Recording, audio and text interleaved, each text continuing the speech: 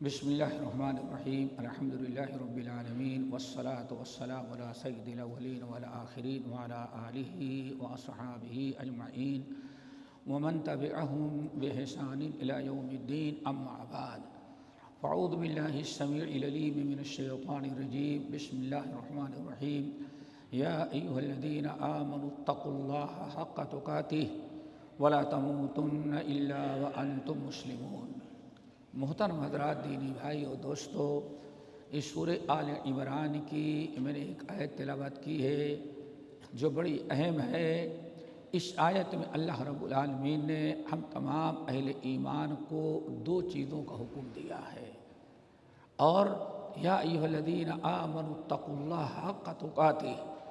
عبداللہ بن مسعود رضی اللہ تعالیٰ عنہ کہتے ہیں، اے ایمان والو، جب قرآن مجید کی کوئی آیت سنو جس میں اللہ تعالیٰ یا ایھا الذین آمنوا، اے ایمان والو، جب بھی اللہ تعالیٰ کسی آیت میں ایمان والوں کو کا نام لے کر اے ایمان والو کہے تو اس کو خوب توجہ سے سننا چاہیے، کیونکہ دنیا میں تمام لوگوں کو چھوڑ کر کے اللہ نے صرف اہل ایمان کو مخاطب کیا، یا ایھا الذین آمنوا۔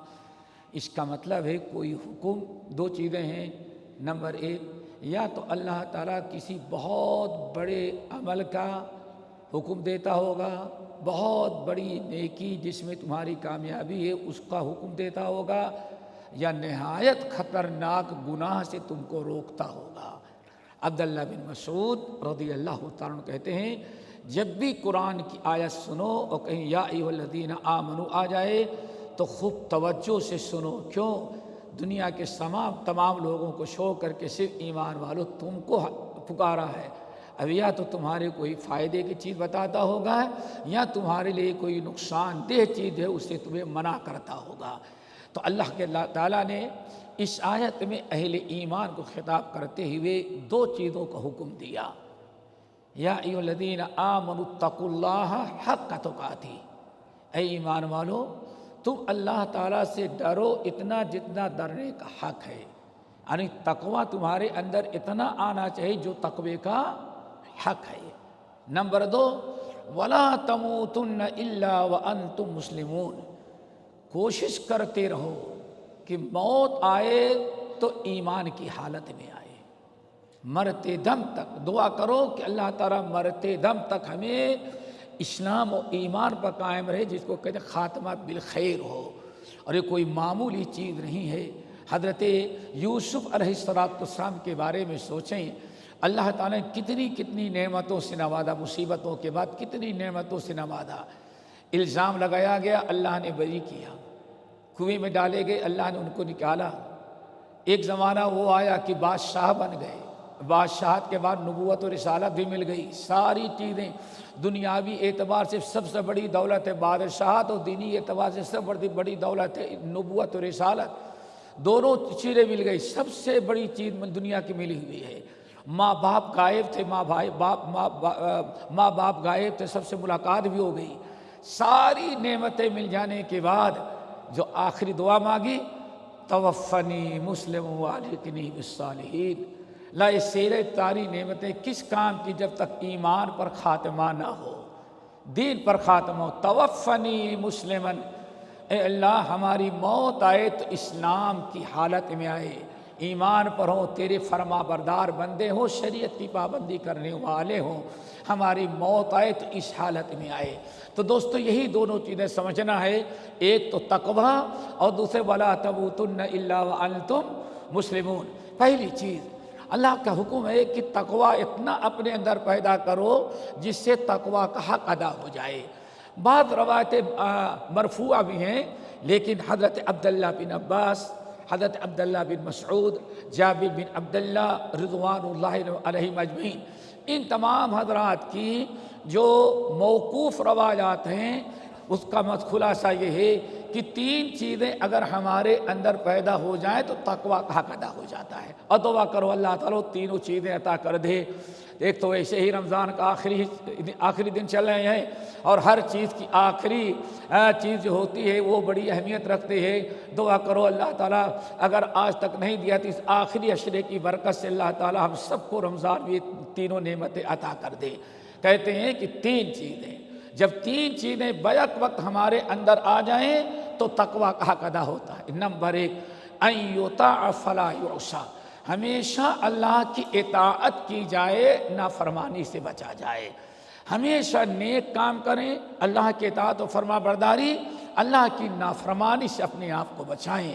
نمبر دو، ان یذکر فلا ینسی، ہمیشہ اللہ کو یاد رکھا جائے، ہمیشہ اللہ کو یاد رکھا جائے، کبھی اللہ کو بھولا نہ جائے۔ یاد رکھنے کا مطلب اللہ اکبر، حضرت ابو الدرداء رضی اللہ تعالیٰ عنہ جو اتنے جلیل القدر صحابی ہیں، اور نبی علیہ الصلوۃ والسلام کے زبان مبارک سے حکیم هذه الامہ کا لقب ملا ہوا ہے، بڑے پائے کے صحابی ہیں۔ یہ کہتے ہیں کہ ذکر کا مطلب ہے من اطاع اللہ۔ ان کی بیوی ام الدرداء رضی اللہ تعالیٰ عنہ نے پوچھا کہ تقویٰ کا کیا مطلب ہے، تقویٰ کس کو کہتے ہیں؟ تو بڑی پیاری بات کہی کہ من اطاع اللہ فقد ذکر اللہ، ذکر الہی کس کو کہتے ہیں؟ کہنے لگے من اطاع اللہ فقد ذکر اللہ، جو اللہ کی اطاعت کرتا ہے وہی سب سے بڑا اللہ تعالیٰ کا ذکر ہے۔ اب آپ ذرا سوچیں، اللہ نے ہم کو اور آپ پر کرم کیا، اللہ نے اذان سنتے ہی انسان کو نمازی ہے تو فکر ہو جاتی ہے۔ اب دنیا میں سب سے بڑی چیز جو اس کو یاد رہتی ہے میرے دوستو، نماز۔ اور اگر تکبیر تحریمہ اور باجماعت نماز کی پابندی کرتے ہیں تو سوچتے ہیں کہ تکبیر تحریمہ کے ساتھ ہمیں جماعت مل جائے۔ یہ ہر موقع پر اللہ نے آپ کو جس چیز کا حکم دیا، نبی نے جس چیز کا حکم دیا، اسی چیز پر عمل کریں، یہی سب سے بڑا اللہ تعالیٰ کا ذکر ہے۔ آپ مسجد میں داخل ہو رہے ہیں، معلوم ہے کہ مسجد میں داخل ہونے کے کچھ آداب ہے۔ بسم اللہ والصلاۃ والسلام علی رسول اللہ، اللہم افتح لی ابواب رحمتک پڑھیں اور دائیں قدم رکھیں، یہی اللہ تعالیٰ کا ذکر ہے۔ مسجد میں آ جائیں، چاہے تو وہاں بیٹھ کر کے موبائل میں گیم کھیلتے رہیں، اور چاہے تو دوست احباب کے ساتھ دنیا بھر کی باتیں کرتے رہیں، لیکن اب تو ہے ہمارے، لیکن حکم کیا ہے؟ جب بھی تم میں سے کوئی آدمی مسجد میں داخل ہو 2 رکعت تحیۃ المسجد پڑھ لے۔ ایک انسان قدم قدم پر، آپ کھانا کھانے کے لیے بیٹھنے لگیں، اللہ اس کے رسول کی کیا تعلیم ہے؟ یا غلام سم اللہ وکل بیمینک، اے میرے پیارے بچے کھانا کھانے لگو تو پہلے اللہ کا نام لو، بسم اللہ پڑھو، اور اس کے بعد دائیں ہاتھ سے کھاؤ، اپنے سامنے سے کھاؤ۔ اس لیے آپ یہاں سے نکلے سواری پر بیٹھنا ہے، ایک ہے آپ بیٹھے اور چلے گئے بات کرتے ہوئے، لیکن ہمیں یاد ہونا چاہیے سواری پر بیٹھ رہے ہیں تو اللہ نے ہم کو کیا حکم دیا ہے؟ سبحان الذی سخر لنا ھذا وما كنا له مقرنین۔ تو میرے بھائی ہر موقع پر اللہ نے جو حکم دیا، نبی نے جو ہمیں تعلیم دی، اسی پر عمل کرے نا، یہ اللہ تعالیٰ کا سب سے بڑا ذکر ہے۔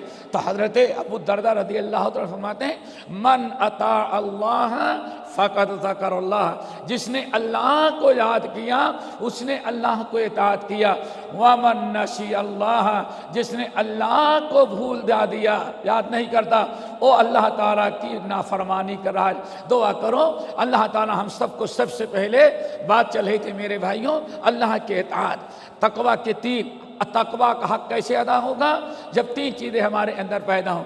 نمبر 1، ان یطاع فلا یعصی، ہمیشہ اللہ کی اطاعت کی جائے اور اللہ کی نافرمانی سے بچے۔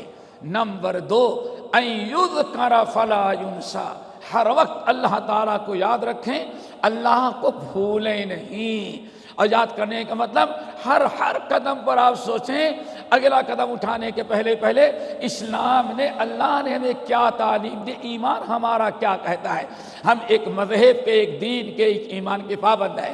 نمبر 3، ان یشکر فلا یکفر، ہمیشہ اللہ تعالیٰ کا شکر ادا کیا جائے، اللہ کی ناشکری سے بچا جائے۔ کہتے ہیں یہ 3 چیزیں بیک وقت اگر ہمارے اندر پیدا ہو گئیں تو ہم نے اللہ تعالیٰ کا ہم اللہ تعالیٰ سے ڈرے اتنا جتنا ڈرنے کا حق ہے۔ نمبر 2 دوسری چیز اللہ رب العالمین بیان فرمایا وَلَا تَمُوتُنَّ إِلَّا وَأَنْتُمْ مُسْلِمُونَ، اے ایمان والو خبردار کوشش کرو، فکر کرو، موت آئے تو اسلام پر آئے، دین کی حالت میں آئے، شریعت کی پابندی کرتے ہوئے آئے۔ ایسا نہ ہو کہ تمہارا مرنے کے پہلے تمہارا دین ختم ہو جائے۔ تو دعا کرو، اس کو کہا جائے ثابت قدم رکھنا۔ یہاں یاد رکھیے گا، اس آیت کی تفسیر کرتے ہوئے امام ابن کثیر رحمۃ اللہ علیہ بڑی پیاری بات کہتے ہیں کہ اللہ تعالیٰ نے حکم دیا، اللہ تعالیٰ سے ڈرو اور کوشش کرو کہ موت کے وقت بھی تمہارا ایمان تمہارا برقرار رہے۔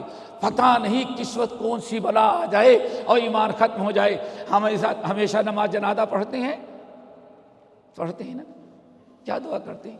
اللہم اغفر لحینا و میتنا و شاہدینا و غائبنا، آخر میں کیا کہتے ہیں؟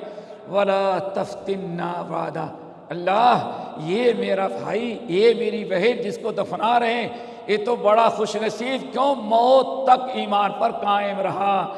یہ پتہ نہیں آج تک تو ایمان پر قائم ہے، مرنے کے پہلے پتہ نہیں کسی فتنے میں مبتلا نہ ہو جائے۔ وَلَا تَفْتِنَّا بَعْدَ، اللہ اکبر، پیارے نبی دعا سکھلا رہے ہیں میت کو دفناؤ تو دعا پڑھو وَلَا تَفْتِنَّا بَعْدَ، اللہ اس کی مغفرت کر دینا، اسے معاف کر دینا۔ ہاں، اور ہم جب تک زندہ رہیں اس کے دفنانے کے بعد بھی اللہ تعالی ہمیں فتنوں سے بچانا، کفر سے، شرک سے بچانا، ہمارا دین برقرار رہے، ہمارا دین محفوظ رہے، اس کی دعا مانگی جاتی ہے۔ میرے بھائیوں، تو بات عرض کر رہا تھا کہ وَلَا ابن کثیر رحمۃ اللہ علیہ کہتے ہیں ایک سنت اللہ ہے، اور تجربہ کر لیں سنت اللہ ہے، بندہ اپنی صحت اور عافیت میں زندگی بھر جس راستے پر رہتا ہے عام طور پر موت بھی اسی چیز پر آتی ہے۔ جس انسان کو سب سے زیادہ لگاؤ جس چیز کا ہوتا ہے تقریباً موت بھی اس کو اسی حالت میں آتی ہے۔ ایک آدمی کو نماز سے محبت ہے تو دیکھیں اذان سے محبت ہے، مسجد سے محبت ہے تو اس کا ہمیشہ خاتمہ بالخیر ہوتا ہے۔ تو امام ابن کثیر رحمۃ اللہ علیہ کہتے ہیں اگر تقویٰ تمہارے اندر رہا اور اب فتنے سے بچتے رہیں تو موت بھی تمہاری آئے گی تو ایمان پر آئے گی، مرتے دم تک تم ایمان پر قائم رہے ہو۔ یہ ضرورت ہے میرے بھائیوں، اس کو کہتے ہیں استقامت۔ اسی لیے حضرت ابو دردہ رضی اللہ تعالیٰ عنہ، اس کا تذکرہ میں نے کیا، بڑی پیاری دعا کرتے تھے، دعا کرو اللہ ہم سب کو دعائے اس دعا کو یاد رکھنے اور اس پر عمل کرنے کی توفیق نصیب فرمائے۔ بہت بڑے امام گزرے ہیں، امام ابو بکر بن شیبہ رحمۃ اللہ علیہ، انہوں نے ایک عقیدے پر کتاب لکھی، نام رکھا کتاب الایمان۔ اس کے اندر حضرت ابو دردہ رضی اللہ تعالیٰ عنہ کی دعا نقل کرتے ہیں کہ حضرت ابو دردہ دعا مانگا کرتے تھے، اللہم اسألک ایمانا دائما وعلما نافعا وہدیا قیما۔ 3 چیزوں کی دعا مانگتے تھے۔ پہلی دعا اللہم انی اسألک ایمانا دائما، اے اللہ ہمیں ایسا ایمان تو عطا کر جو مرتے دم تک ایمان قائم رہے۔ میرے بھائی دعا کرو، آج ایمان ہمارا ذرا زندہ ہے، رمضان پر آپ کو نماز پڑھنے کے لیے آپ کے ایمان نے مجبور کیا، آپ قیام اللیل پر آپ کے ایمان نے مجبور کیا۔ کہیں ایسا نہ ہو کچھ لوگوں نے جیسے دیکھا کل 27ویں شب گزر گئی، انہوں نے سمجھا رمضان ختم، اب عید کے دن نظر آئیں گے، اب ایمان ان کا ختم رہا۔ کہتے ہیں رمضان گیا ایمان بھی ختم۔ نہیں میرے بھائی، ایمان قائم رہے، وَلَا تَمُوتُنَّ إِلَّا وَأَنْتُمْ مُسْلِمُونَ۔ رمضان میں بھی ایمان ہے، رمضان کے بعد بھی ہمارا ایمان قائم رہے، ایسے وہ ایمان جو ہمیں نیکی پر آمادہ کرے۔ کتنی پیاری دعا، اللہم انی اسألک ایمانا دائما۔ اللہ ہفتے 2 ہفتے، سال 2 سال کا ایمان نہیں دینا، اللہ تعالیٰ ایمان دینا جو مرتے دم تک ہمارا ایمان قائم رہے۔ 2 آیات کر لینا، اللہم انی اسألک ایمانا دائما، اللہ او ایمان جو ہمیشہ مرتے دم تک ہمارا ایمان محفوظ رہے، اللہ ایسا ایمان مجھے عطا کرنا، پتہ نہیں کل آنے والا دن کیسا ہو۔ اسی لیے دوسری چیز وَأَسْأَلُكَ عِلْمًا نَافِعًا، اللہ جو علم دے گا دینا، علم نفع پہنچنا، فائدہ مند علم ہو، علم نافع ہو۔ نبی علیہ السلام ساری زندگی علم نافع کی دعا کیا کرتے تھے۔ علم نافع کیا ہے؟ آپ کو جو اللہ نے علم دیا، جو آپ نے سنا، اس علم پر آپ خود عمل کریں، فائدہ اٹھائیں اور اپنے علم سے دوسروں کو فائدہ پہنچائیں۔ یہ ہے علم نافع۔ وَأَسْأَلُكَ عِلْمًا نَافِعًا، اللہ تعالیٰ ہمیں علم نافع عطا کرنا، جو تو نے علم دیا ہے اس علم پر عمل کرنے اور غیروں تک پہنچانے کی توفیق دینا۔ نمبر 3 آخری چیز، وَأَسْأَلُكَ هَدْيًا قَيِّمًا، اللہ ایسی ہدایت دینا جو قیم ہو۔ کیا ہو؟ قیم ہو۔ اللہ اکبر! قیم کس کو کہتے ہیں؟ قیم، یہ پوری مسجد ہے نا، مسجد، اس پوری مسجد کی دیکھ بھال، ہر چیز کی نگرانی کرنے والا جو ہو اس کو کیا کہا جاتا ہے؟ قیم۔ آپ نے کوئی مدرسہ کھولا، آپ مدرسے کی ساری ذمہ داری آپ مدرسے کی نبھاتے ہیں، آپ کو قیم المدرسہ کہا جاتا ہے۔ آپ نے کوئی کنواں کھودایا اور پانی کی ساری نگرانی، کنویں کی دیکھ بھال آپ کرتے ہیں، آپ کو قیم کہا جاتا ہے۔ کتنی پیاری دعا تھی، وَهَدْيًا قَيِّمًا، اللہ ایسی مضبوط ہمیں ہدایت دے جو مرتے دم تک ہمیں ہدایت دین اور ایمان پر قائم رکھے۔ ایسا نہ ہو کہ ہفتے میں جمعے کے دن ہدایت ہماری، ایسی ہدایت نہ ہو صرف ہفتے میں ایک دن نماز پڑھنے کے لیے، نہیں، ہدیًا قیمًا، ایسی ہدایت جو ہمیشہ ہمیں دین پر قائم رہنے والی ہو۔ دعا کرو اللہ تعالی ہمیں ان تینوں چیزوں پر عمل کرنے کی توفیق نصیب فرمائے۔ اور دوستو، اسی لیے صحابہ کرام ایمان کی بڑی فکر کرتے تھے۔ عبداللہ ابن مسعود رضی اللہ تعالیٰ عنہ کے بارے میں آتا ہے، درس دیتے تھے، بہت بڑا ان کا کام تھا۔ بعض روایتوں میں ہے بیٹھے بیٹھے درس دیتے ہوئے فارغ ہوئے، کہتے قوم بنا نزداد ایمان، لوگ اٹھو ذرا سا ایمان تازہ کر لیں، یعنی اللہ تعالیٰ کا ذکر کر لیں، توبہ استغفار کر لیں تاکہ ہمارا ایمان۔ ہاتھ اٹھاتے، اللہم زدنی ایمانا و یقینا، اللہ جو ایمان و یقین دیا اس کو اور تو بڑھا دے۔ عمر ابن الخطاب رضی اللہ عنہ کہتے آؤ ذرا تھوڑی دیر ایمان لا لے۔ تو ایمان کو باقی رکھنا اور ایمان کو تازہ رکھنا دوستو یہ بہت ہی ضروری ہے۔ کیوں؟ یہی ایمان ہی آپ کا جتنا تازہ ہوگا، جتنا مضبوط ہوگا، اتنا ہی زیادہ آپ کو ہدایت پر اور دین پر قائم رکھتا ہے۔ اور امام احمد بن حنبل، امام بخاری، امام مسلم وغیرہ کے معاصر، بلکہ کچھ عمر میں بڑے، ایک محدث بہت بڑے گزرے ہوئے جن کو کہا جاتا ہے ابو زرعہ رازی، عبد الکریم نام تھا، نام ان کا عبد الکریم تھا۔ دیکھیں، دعا کرو ایسے ہی سب کو نصیب ہو۔ کیا دعا مانگتے تھے؟ ہدیًا ایمانا دائما، علما نافعا وہدیًا قیما، اللہ وہ ایمان نصیب فرما جو ہمیشہ مرتے دم تک کلمہ پڑھتے وقت تک ہمارا ایمان برقرار رہے اور ہمیں ایمان پر عمل کرنے کی دعوت دیتا رہے۔ اگر ہم کوشش کریں ضرور نصیب ہوگا۔ کتنی اہم چیز! حضرت ان کے ایک سالے تھے ابو حاتم رازی رحمۃ اللہ، اور دونوں رشتہ دار بھی تھے، سالے بہنوئی، اور دونوں کا سفر بھی تقریباً جڑوا کہا جاتا، برابر دونوں ساتھ چلتے تھے۔ تو ابو حاتم کہتے ہیں کہ ہمارے بہنوئی امام ابو زرعہ رازی رحمۃ اللہ علیہ جو بڑے محدث تھے، بیمار پڑے، بہت سارے لوگ اکٹھا ہیں وہاں، اچانک حالت نزا شروع ہو گئی، موت کے آثار ظاہر ہونے لگے۔ کہا بڑے بڑے لوگ بیٹھے ہوئے تھے، بڑے بڑے لوگ بیٹھے، ایک دو نہیں، بڑے بڑے لوگ بیٹھے۔ تو اس میں کسی نے کہا استاد معلوم پڑا ہے کہ اب نگاہیں بدل رہی ہیں، شکل معلوم پڑتا ہے کہ اب موت آ رہی، ایسا کرو کلمہ پڑھو، کلمہ پڑھاؤ، لکنوا موتاکم لا الہ الا اللہ، مرنے والے کو کلمے کی تلقین کرو۔ اللہ اکبر۔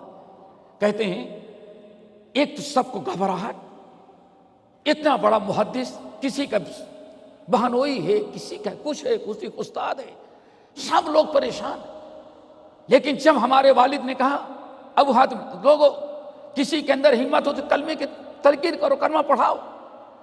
کہتے ہیں اس زمانے میں حدیث پڑھنے کا مطلب یہ تھا پوری سند کے ساتھ پڑھیں۔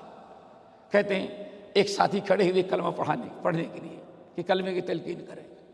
ایک راوی کے نام لیا، گھبراہٹ میں دوسرے راوی کا نام نہیں آ رہا ہے، تو پڑھو جلدی سے،